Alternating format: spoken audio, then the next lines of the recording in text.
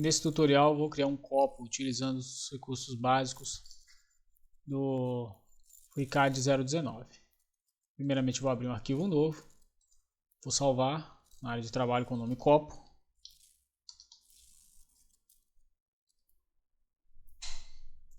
Eu vou clicar na ferramenta parte, vou utilizar o cone para poder fazer o copo. A altura do copo é 160, o raio inferior eu vou colocar 30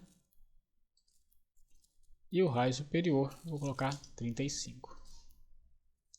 Agora eu vou adicionar uma espessura nesse copo. Vou salvar, clico nessa face, agora eu vou aplicar uma espessura dele.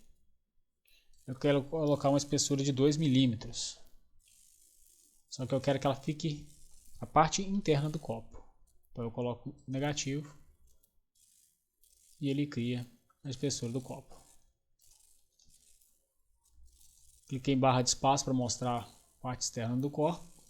Aperto barra de espaço de novo, a geometria inicial dele foi suprimida. Agora eu quero adicionar os raios nos vértices que eu tenho do copo.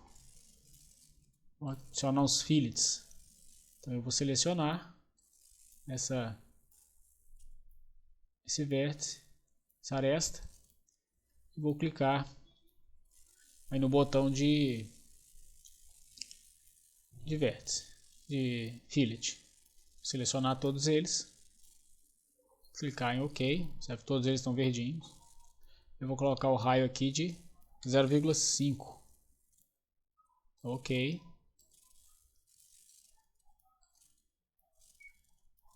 Está concluído. Eu posso alterar o raio aqui para 0,75. OK.